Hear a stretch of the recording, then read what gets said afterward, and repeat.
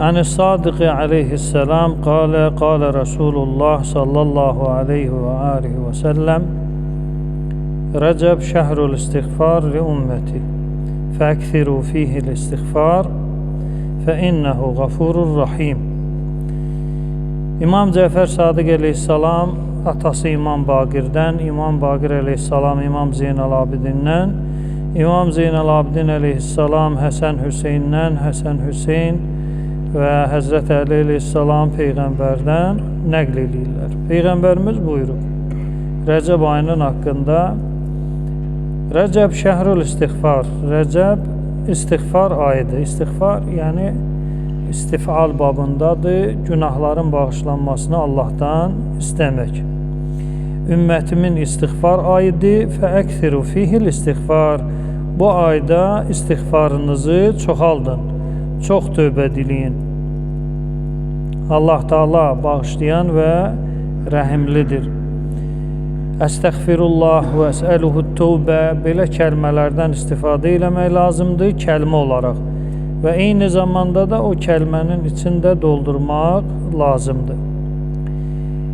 Ümumən, Rəcəb ayı haqqında hədislər çoxdur. Hədislərə nəzər salanda görürük ki, bu ayda bağışlanmaq tələb olunur.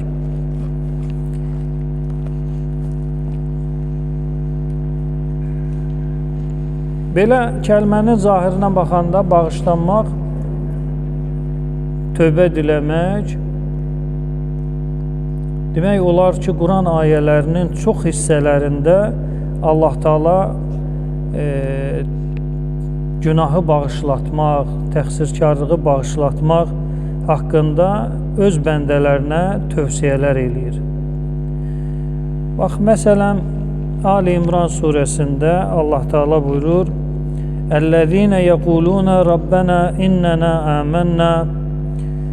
Deməli, o kəslər ki, dilləri ilə deyirlər. Nə deyirlər? Ey bizim Rəbbimiz, biz iman gətirmişik. Fəğfir lənə. Diqqət eləyin, bu bəndənin kəlməsidir, insanın kəlməsidir. Allah onu bəyənir və Quran-ı Kərimdə kəlmə olaraq gətirir. Bax, Quran-ı Kərimin özəlliyindən də biri belədir. Allah bəyəndiyini də gətirir Quranda. Bəyənmədiyi kəlməni də gətirir Quranda. Məsələn, bəyəndiyi kəlmələrdən biri budur. Mömin bəndələr, Allaha iman gətirən bəndələr belə bir söz deyiblər. Āmənnə, ya Rəbb, sənə iman gətirdik. Fəğfir lənə, bizi bağışla. Fəğfir lənə zunubənə, bizim günahlarımızı bağışla. Zunub zənbin cəmidir, günah deməkdir. Deməli, Allahdan bağışlanmaq diləyir. Və qina əzəbən nar, və cəhənnəm odundan qorunmaq, hifz olmaq Allahdan istəyir. Deməli, belə danışıq Allahın nədir? Sevdiyi bir danışıqdır. Allahın xoşuna gəlir. Bax, möminlərə tövsiyəm budur. Quran oxuyanda Allah Teala müəyyən insanların kəlmələrini gətirir, bəyənərək və müəyyən insanların və qeyri-insanın kəlməsini gətirir, bəyənmir onu, amma yenə də gətirir, ibrət üçün və digər məqsədlər üçün. Deməli, Allahın xoşuna gəlmək üçün, Allaha daha yaxın olmaq üçün danışmaq da tələb olunur. Biz əsas tövsiyə eləyəndə nə deyirik? Deyirik ki, əməl. Əməl elə, əməl elə, əməl elə. Bəli, bu tələb olunur. Bu, belə deyir də, mövzuların cövhəridir. Amma kəlmə olaraq danışığı da kənara qoymaq olmaz. Elə bir məsələn, belə deyək də, mən həccin bütün əməllərin yerinə yetirəcəm, amma bir kəlmə belə danışmayacam. Yəni, namazda belə və təlbiyə zikirlərdə yenə də belə danışmayacam. Ancaq əməl eləyəcəm. Mən əməl göstər, əyilim, durum, gedim, gəlim, o Səfa Mərvə arasında qaçış var, orada qaçım, təvaf eləyim. Bunlar hamısı nədir? Hərəkətdir. Və Ərəfatda, Minada dayanmaq, vüquf. Gedim, dayanım orada, əməl. Amma bir kəlmə belə danışmayacam. Belə din olur, xeyr. Dinimiz kəlmə və əməldən ibarətdir. Kəlmə və əməl. Və bəndə də mütədəyyin olan şəxs Allahın xoşuna gəlmək üçün ondan danışmağa da üstünlük verməlidir. Danışmaq. Yəni Allah Taala Musa əleyhissalamla Quranda danışığı var. Bizi üçün çox maraqsız bir danışıqdır. Bizi üçün çox bir maraqsız bir danışıqdır. Məsələn, Allah soruşur Musa əleyhissalamdan ki, "Mə tilkə biyeminikə?" O əlində olan və yaxud sağ əlində olan nədir? Yəni Allah bilmir onun əlində nədir. Musa peyğəmbər təəccüblənmir ki, bu nə sualdır? Bəyəm görmürsən, bilmirsən, bu əsa. Musa əleyhissalam belə cavab verir: "Mənim əsamdır." Bizi üçün burada nə hikmət var, nə bir önəm var. Allah soruşur ki, əlindəki nədir? Deyir, o mənim əsamdır. Deyir, neynirsən? O əsayla neynirsən? Bəyəm Allah bilmir, Musa əsayla neynirlər? Yemək yeyirlər. Və yaxud əsə ilə paltar yuyurlar. Əsanın öz funksiyası var, öz işi var. Ya heyvan qaranı, ya bir təhlükəni, ya nəsə əsa ilə nədir? Əsanın, məsələn, belə deyək də, balta ilə neynərlər? Kəsərsən, odun kəsərsən filan. Balta ilə, belə deyək də, paltar tikməzlər. Hər alətin özünün neyi var? Bir iş dairəsi var ki, o onun üçün xəlq olunur. Allah Taala elmi, həddi, hüdudu, müzakirə mövzusudur. Peyğəmbərə deyir, əlində nədir? Deyir, əsamdır. Əsanla neynirlər? Nə işlə məşğulsun? Bu əsa neynirsən? Deyir ki, heyvan qaranı otlayıram, idarə eləyirəm. Və mənim başqa işlərdə də buna ehtiyacım var, bu ağac parçasına. Nə oldu? Nə oldu? Heç nə. Bizi üçün heç nə. Amma eşq deyilən bir anlayış var. O eşq iki tərəfin arasında olur. Xaliq, məxluq. Onlar üçün hər kəlmə özü çox böyük bir dəyərli bir şeydir. Hətta bir dənə ona baxmaq belə, ki bir dənə baxsın. Onun üçün böyük bir şeydir ki, bu mənə baxdı. Bu mənə önəm verdi. Bir kəlmə, məsələn, necəsən? Hardaydın? Məsələn, belə deyək də, elə bir, məsələn, ən sevdiyin adam kimdir? Misal deyək, rəhmətli Şeyx Behçət məsələn. Şeyx Behçət oturub, məsələn, İmam Rıza əleyhissalamın hərəmində namazını qılır. Hamı istəyir ki, bundan bir ünsiyyətə girə bilsin, bir nəsihət ala bilsin. Hamı can atır, birdən başını döndərir sənə, soruşur ki, ay Hacı Fərahim, necəsən o qədər cəmin arasından? Bu necəsən nədir? Nə olur ki, yəni necəsən, ya yaxşıyam, ya pisəm. Amma bu cəmin arasından belə bir şəxsiyyətin sənə üz tutması və başqaları üçün mənasız, boş bir şey soruşması başqaları üçün, o Fərahim üçün nədir? Böyük bir önəmdir, dəyərdir ki, Şeyx Behçət kimi bir şəxsiyyət, nəfsini cilovlayan bir şəxsiyyət, nəfs təzkiyəsinin zirvəsinə yetişən bir adam mənə üz tutub dedi ki, necəsən? Deməli, mən o necəsəni elə bir 100 nəfər soruşur hacıdan ki, necəsən? Nə var, nə yox? Onların necəsəni, nə var, nə yoxu başqa.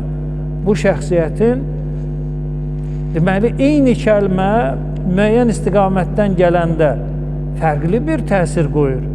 Müəyyən başqa bir istiqamətdən gələndə heç bir təsiri və önəmi olmur. Quranda da bəzi danışıqlar belədir. Qoyunlarımı, heyvanlarımı otladıram və başqa işlərim var, çomaqdır. Bizi üçün önəmsiz bir şeydir. Belə də sözdür də danışıblar. Amma o Allaha eşqi olan şəxs ki, bu qədər millətin arasından, bu qədər məxluqat, saysız, hesabsız Allahın yaratdığı məxluqlar var da, Allah mənə üz tutub soruşur ki, əlində nədir? Nə qədər varlığın əlində nə var? Saysız hesabsız. Onlardan soruşmadı. Mənə üst tutub döndü, dedi ki, əlində o nədir? Bu məcazi şeylər də ola bilər burada ki, biz Quranın zahirində dayanırıq. Əsa ola bilsin, məcazi nəsə olsun, sağ əl və yaxud əl məcaz ola bilər. Allah ona nə mesaj verir, nə işarə eləyir? O, Peyğəmbərlə Allahın höccəti ilə Allah arasında olan xüsusi müstəvada, səviyyədə olan anlayışlardır. Amma biz üçün adi bir şeydir. Yenə də adi bir şey olsa, o izah verdiyim kimi, hamının əlində nəsə var. Niyə onlara üst tutub Allah soruşmur ki, filan kəs əlində nədir? Əlində üzüyün var, əlində telefonun var, əlində təsbihin var, əlində evin açarı var. Bir dəfə eşitmisənmi ki, sənə hər hansı bir üstün bir varlıq soruşsun ki, əlində nədir? Bu önəm, diqqət ki, sən diqqət nəzər altındasan. Sənə xüsusi qayğı var. Deməli, Allahın xoşuna gəlmək üçün, Allaha özünü istətmək üçün əməl kifayət eləmir. Əməl cövhərdir, lazımdır. Amma bununla yanaşı nə də lazımdır? Danışmaq.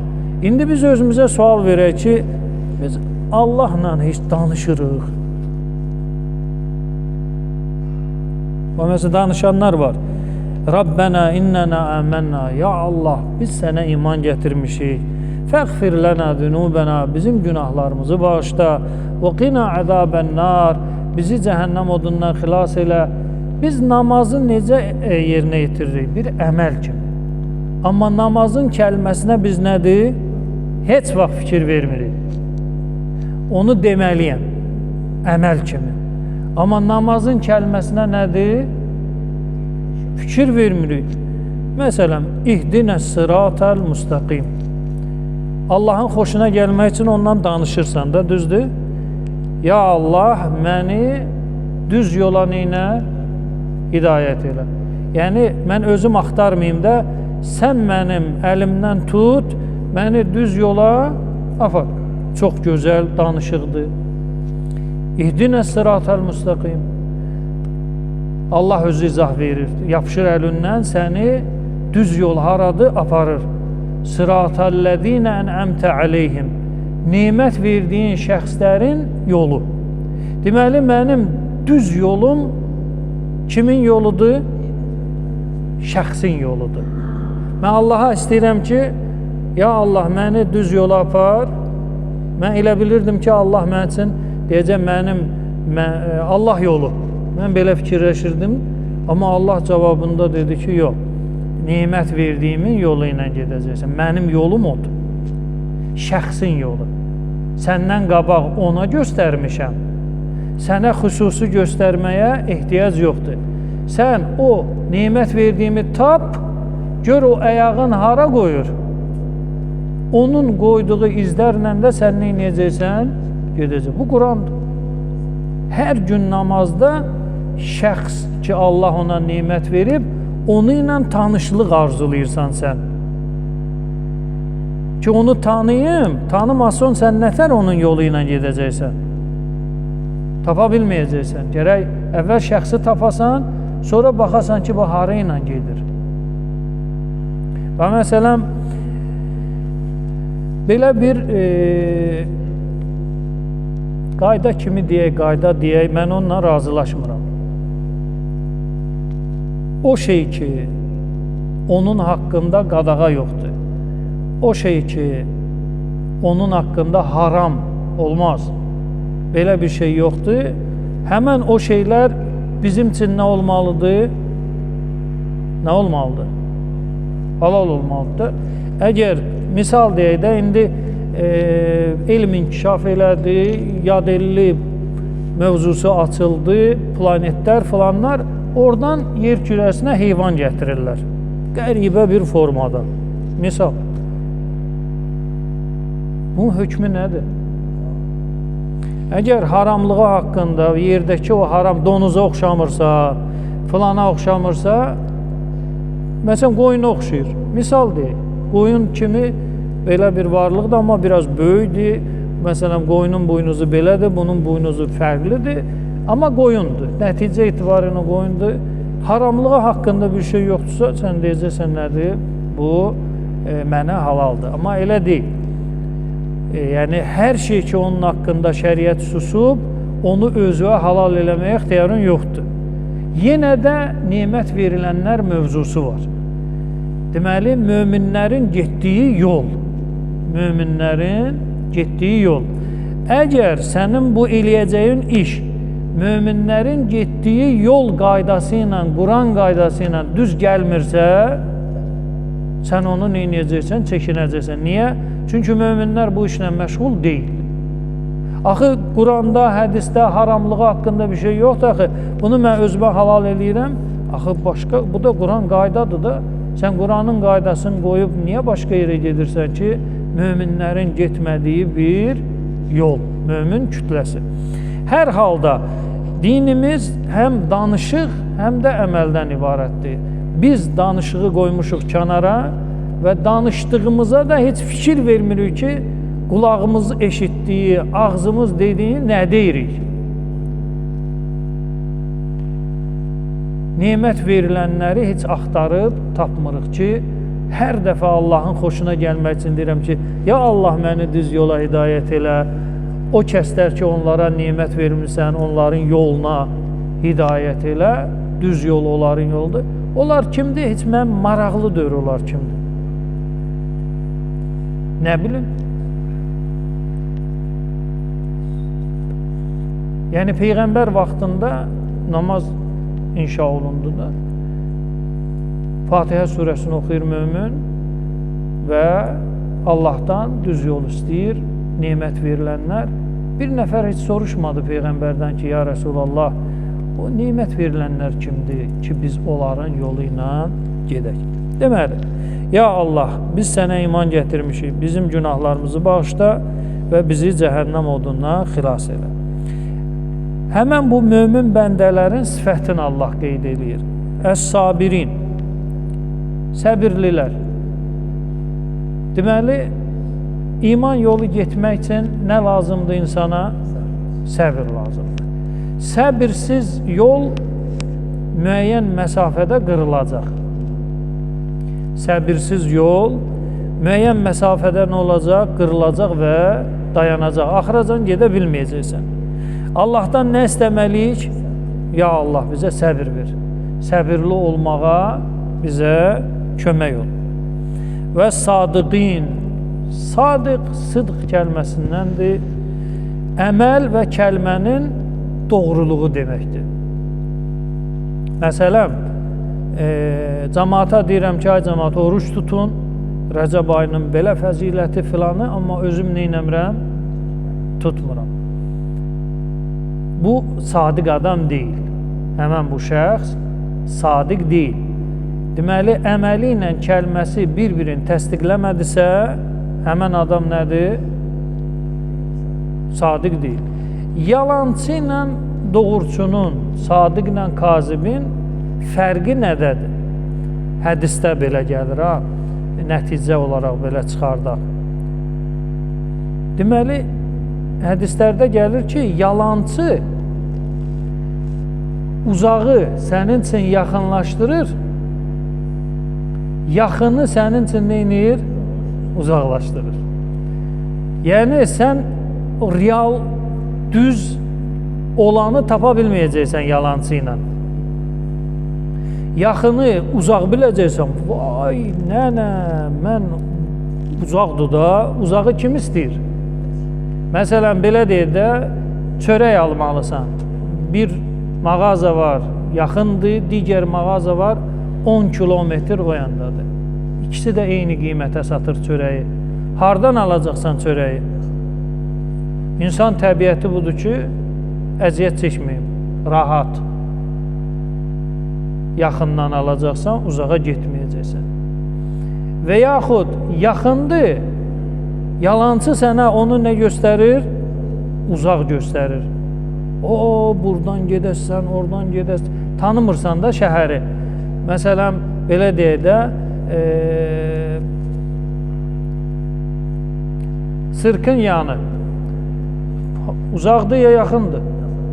Zabitlər parkı, meçidin qarşısında, amma sən şəhərə təzə gəlmirsən, bilmirsən hardadır. Yalançı yaxını neynəyəcəksən sən? Uzaqlaşdıracaq ki, yetişməyəcək. Sənə deyəcək ki, bax gərək minəsən 61-ə. Buradan gedib düşəcəksən 20 yanvarda. Oradan yolu dəyişəcəksən o tərəfə. 88 nömrəli avtobusa minəcəksən. Filan kuruqdan, filan dairədən dönəcəksən, filan eləyəcəksən, sonra gələcəksən, avtobus şoföründən soruşarsan ki, Zabitlər parkı hardadır? O sənə göstərəcək. Sən də belə fikirləşirsən ki, mən buna minim, tanımıram, eləmirəm, gedim orada düşün, park lazımdır mənə, parksız, bu dəfə parksız. Amma düz adam olsaydı sənə deyərdi ki, bir 10 metrə yolu keç, nədir buradadır? Yaxını uzaqlaşdırır, uzağı yaxın. Yəni, düz tapa bilməyəcəksən onu ilə. Amma sadiqdə əksinədir. Yaxın yaxındır, uzaq nədir? Uzaqdır. Hər halda vəl qanitin, qanit kəlməsi itaət, Allah qarşısında bəndənin özünü alçaltması deməkdir. Allah qarşısında. Əgər bəndə Allah qarşısında da alçala bilmirsə, onun bəndəçiliyi sual altındadır. O necə alçala bilmir Allah qarşısında? Məsələn, namazın vaxtı çatıb. Maşını saxladılar, hamı düşür namazına. Bu gəlir, görür ki, toz torpaq içində üzən bir namaz yeridir. Xalça səriblər, Nuh Peyğəmbərin zamanından o xalça yuyulmur. Toz torpağın içindədir. Bu geyimi də bahalıdır və yaxud nəfəsinə ağanın toz gedər. Qılmır, namaz qılmır. Namaz qılan da amma qılmır. Və yaxud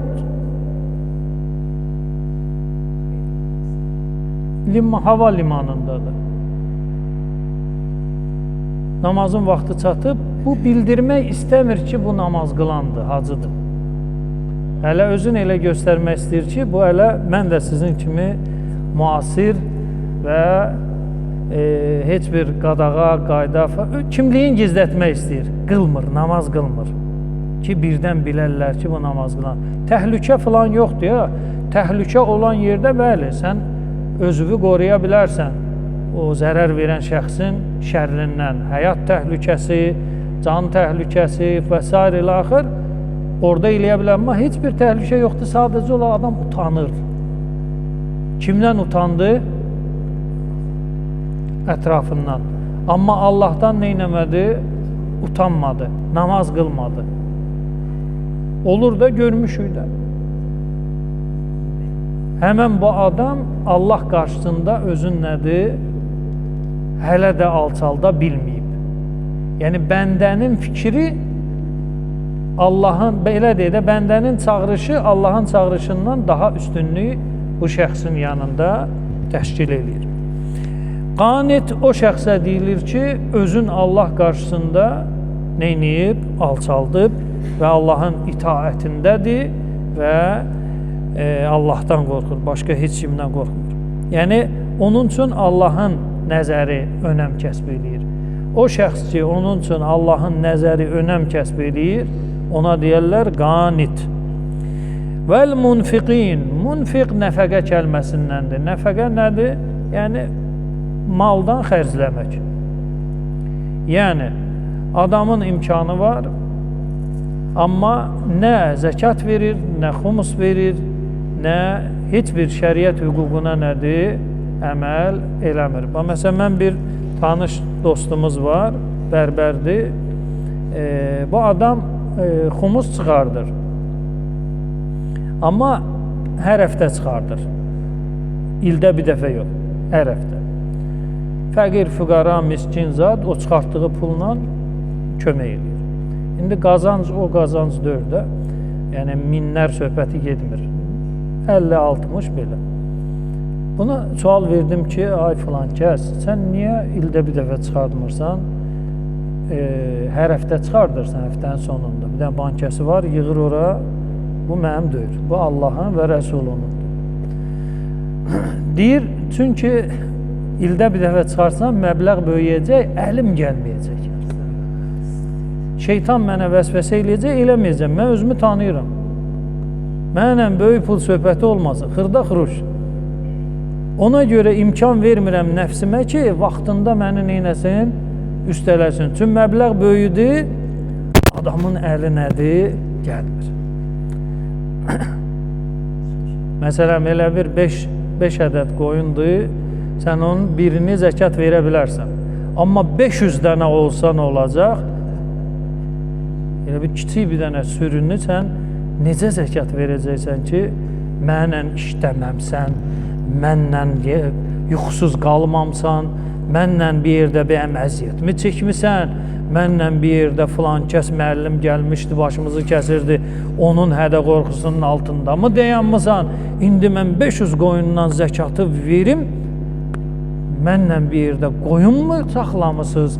Nəfs, şeytan, üçü bir yerdə başlayacaqlar bir dənə zəkatla dava eləməyə ki, yox, zəkat yox. Dili ilə demir, amma bu şeylərlə, yəni, bacarmıram da, nəfsimlə məbləğ böyüyürsə, məndə alınmayacaq. Qoy elə qoy böyüməsin, xırda, mən nəfsimə qələbə çalım. Deməli, Allah yolunda malından xərcləyənlər. Mən işləmirəm, mən qardaşım mənə kömək eləyir, mən onun bunun əlinə baxıram və yaxud cüzi bir gəlir yerim var, mənə düşmür. Elə şey yoxdur, hamıya düşür. O adam yoxdur ki, onun boynuna zəkat, xumus gəlməsin. Yəni, adicə götürgünən evsiz, eşiksiz, cəmaatın dilində dediyimiz bomj. Bu adama çıxardır hacı 100 manat verir. Bu da ömründə 100 manat görməyib. 100 manatın parıltısı bunun gözünü qamaşdırır. Bu onu xərcləmir, 12 ay gəlir, keçir. İndi bu bomja xumus, yaxud zəkat vacib olur, ya yox. Bir il keçdisə, onun 5də biri artıq sənin deyil, fəqir. Fəqir deyəndə birinci mən yada düşülürəm. Bomj, birinci o yada düşməlidir, fəqir. Bu fəqir kimə verəcək? Özü kimi birisinə. Mən fəqir deyəndə mən nəzərdə tutulan mənə vacib deyil, elə şey yoxdur. Elə şey yoxdur. Hamı bu nəfəqə bizim axsadığımız əsas mövzulardan biri budur. Namaz gəl qılaq. Gəl, başlayaq. 20 rükət, 30 rükət. Amma məsələn bir ehtiyaclı adam var, mənim 20 manatım var, oradan məsələn 2 manat, 3 manat verə bilərəm. Onu mənə demə. Heç yadıma düşmür kömək elədiyim kiməsə. Bu möminçilik deyil. Gəl səhərəcən oturum sənin stolun arasında, dur. Amma gəl 5 manat ortaya ataq, mən dırdıra, mən yəni gəl söhbət eləyə, gəl bura. Gəl bura səni parçalayacam.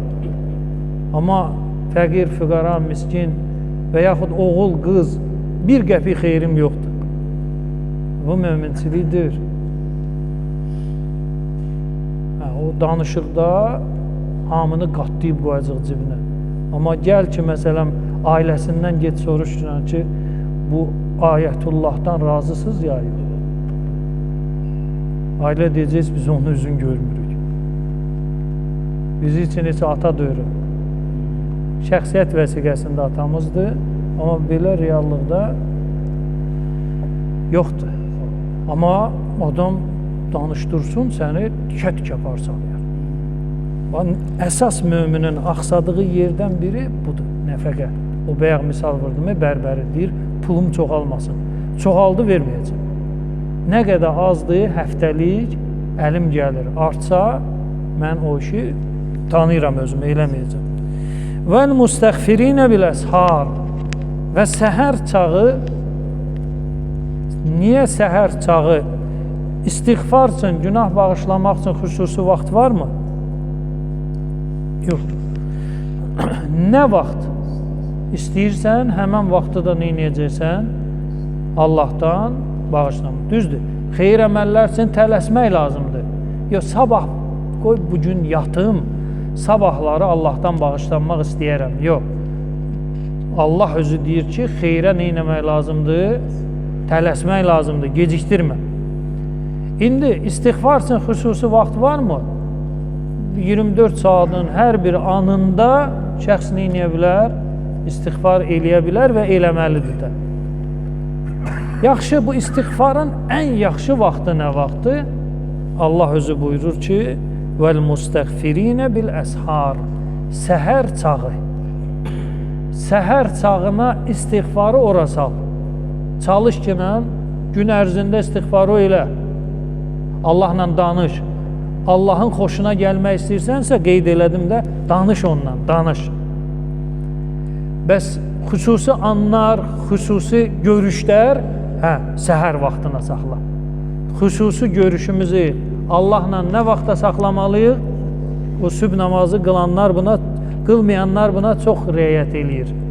Yəni, sübh namazı qılmayan namaz əhli həmən bu müstəğfirinə bil-əshar onlar çox yaxşı riayət eləyirlər. İnşallah mövzumuzun ardı, inşallah 6-cı gün davam edəcək. Allaha and verirəm İzzət Cəlalına xatir, dünya və axirətimizi abad eləsin. Allah öz lütf mərhəmətini bəndələrindən əsirgəməsin. Allah Taala şəhidlərimizi qəriq rəhmət eləsin. Əskərlərimiz, zabitlərimiz, sərhədlərdə, soyuqda, qarda, yağışda əziyyət çəkib vətəni qoruyan əzizlərimiz hər birinin ailəsinə salim qanim yoluşmasında xəstələrin şifa tapması və şəfa tapması,